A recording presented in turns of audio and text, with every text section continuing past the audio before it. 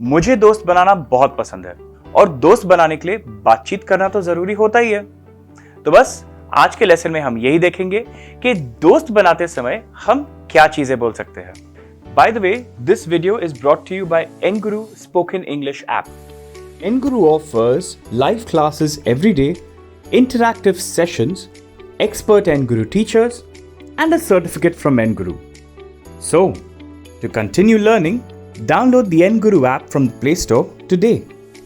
Don't forget to like, share, and subscribe to our channel. Hello, I'm Friendship. Hello, I'm new. Will you friendship? Hello, I'm safe. No problem. Friendship me? Hi everyone, welcome back to your favorite English lessons with Nguru. मेरी पड़ोसी कविता, जिसे आपने video में देखा, अभी अभी गांव से इस बड़े शहर में कॉलेज की पढ़ाई करने आई है। वो यहाँ किसी को नहीं जानती है। उसने बहुत कोशिश की लोगों से बातचीत करने की, दोस्त बनाने की, पर वो असफल रही क्योंकि उसे इंग्लिश बोलना नहीं आता। वो चाहती तो वापस अपने गांव भी जा सकती थी, पर नहीं, उसने ऐसा नहीं किया।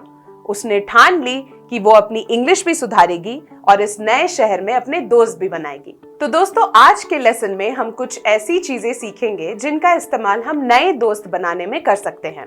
इंग्लिश में बातचीत करते वक्त आपको फ्रेंड्स के कई सिनोनिम्स यानी पर्यायवाची शब्द सुनाई देंगे। चलिए कुछ ऐसे शब्द के बारे में जानते हैं। पैल, बडी, मेट, चम, होमी, ब्रदर, बेस्टी। ये सारे शब्द फ्रेंड शब्द के पर्यायवाची शब्द हैं। ये शब्द जनरली इनफॉर्मल यानी अनौपचारिक स्थितियों में इस्तेमाल किए जाते हैं। फ्रेंड्स कई तरह के हो सकते हैं और इन्हें अलग अलग नामों से पुकारा जाता है, जैसे बेस्ट फ्रेंड यानी सबसे अच्छा दोस्त, गुड फ्रेंड यानी अच्छा दोस्त, क्लोज फ्रेंड यानी करीबी दोस्त, कंपेनियन यानी साथी, अक्वेंटेंस यानी परिचित। अपने रिलेशनशिप के हिसाब से आप अपने दोस्त को इनमें से किसी भी नाम से पुकार सकते हैं। क्या आपका भी कोई best friend, good friend, close friend, acquaintance या कंपेनियन है? ये बात तो बिल्कुल सच है कि जितना हम बड़े होते जाते हैं उतना ही मुश्किल हो जाता है दोस्त बनाना। ये इसलिए है क्योंकि जैसे जैसे हम बड़े होते हैं हम दोस्तों में कुछ क्वालिटीज ढूंढते हैं। कुछ कॉमन क्वालिटीज जो हम नए दोस्त बनाते वक्त ढूंढते हैं वो हैं प्रिटी या ब्यूटीफुल यानी सुंदर, स्मार्ट यानी होशियार, क्लेवर यानी चतुर, लॉयल यानी वफादार, फनी यानी मजाकिया, काइंड यानी दयालु, सीरियस यानी गंभीर। तो इसी चीज को एक सेंटेंस में कहते वक्त आप ये कह सकते हैं कि my best friend is Rajiv and he is very smart. अब आप ये सोच रहे होंगे कि मैं आपको इतने सारे शब्द क्यों सिखा रही हूँ। वेल, इंग्लिश में बातचीत करते वक्त चाहे वो आपके दोस्त से हो या किसी और से भी, ये सारे शब्द बहुत कॉमनली यूज होते हैं। इसीलिए ये बहुत जरूरी है कि आप इनका मतलब समझें। अगर हम किसी से पहली बार बात कर रहे हैं तो ये बहुत जरूरी है कि हम उन्हें ना सिर्फ अपने बारे में बताएं पर उनके बारे में भी पूछें। याद है, एक पिछले लेसन में हमने इंट्रोडक्शंस के बारे में पढ़ा था। चलिए कुछ ऐसे क्वेश्चंस और आंसर्स देखते हैं जो हम इन सिचुएशंस में यूज कर सकते हैं। What's your name? My name is या I am. Where are you from? I am from. When's your birthday? It's. Where do you live? I live in. Are you on Facebook or Twitter? Yes, I am.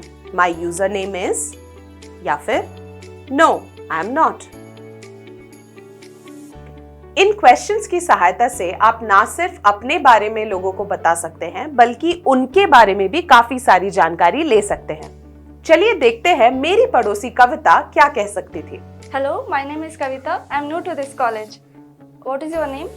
किसी से भी दोस्ती करने के लिए ये बहुत जरूरी है कि हम एक दूसरे को पसंद करें। सिर्फ ये जरूरी नहीं है कि वो हमें पसंद है, हमें भी वो पसंद आने चाहिए। आइए ऐसे कुछ तरीके देखते हैं जिससे लोग हमें पसंद करने लगे। First, remember the persons name. ये बहुत ही छोटी सी चीज है पर बहुत जरूरी। जब भी हम किसी से पहली बार मिलते हैं और वो हमें अपना नाम बताते हैं, उसे याद रखना और कॉन्वर्सेशन में उसे 2-3 बार दोहराने से सामने वाले को बहुत अच्छा लगता है। Second, become genuinely interested in others, यानी दूसरों में और उनकी कहानियों में दिलचस्पी लें। उनकी कहानियों को ध्यान से सुने और इंटरेस्ट के साथ जवाब दें। Third, choose topics that interest the other person too. ऐसी टॉपिक्स चुने जो ना सिर्फ आपको बल्कि सामने वाले को भी इंटरेस्टिंग लगे। फॉर एग्जाम्पल, अगर आपको क्रिकेट के बारे में बात करना पसंद हो और आप उसी के बारे में बात किए जा रहे हो और सामने वाले को क्रिकेट में कोई दिलचस्पी नहीं है, तो उस कॉन्वर्सेशन को आगे बढ़ाने का कोई मतलब नहीं, वो कभी भी आपका दोस्त नहीं बनेगा। 4, मेक अदर्स फील इंपॉर्टेंट, यानी दूसरों को जरूरी फील कराएं। इससे वो आपको और पसंद करने लगेंगे और आपकी दोस्ती पक्की होगी। और सबसे जरूरी बात नंबर 5, स्माइल, मुस्कुराइए। ये किसी भी नए रिलेशन के लिए बहुत ही जरूरी है। मुस्कुराना दूसरों को कंफर्टेबल फील कराता है। सोचिए, अगर मैं आज आपको गुस्से में पढ़ा रही होती तो क्या आप इतनी देर मेरी बातें सुनते? ये कुछ ऐसे तरीके हैं जो हमेशा काम आते हैं। आशा करते हैं कि आपको भी नए दोस्त बनाने में ये सारे तरीके मदद करेंगे। तो आज के लेसन में हमने ना सिर्फ फ्रेंड्स और फ्रेंडशिप के बारे में अलग अलग वर्ड सीखे, पर यह भी सीखा कि हम दोस्ती कैसे पक्की कर सकते हैं। साथ ही हमने ऐसे कुछ तरीके भी सीखे जिससे दूसरे हमें पसंद करने लगे। आज जो भी आपने पढ़ा, इसे रिवाइज करना मत भूलिएगा और इसे अपने नए दोस्त बनाने में जरूर इस्तेमाल करें। For now, bye bye.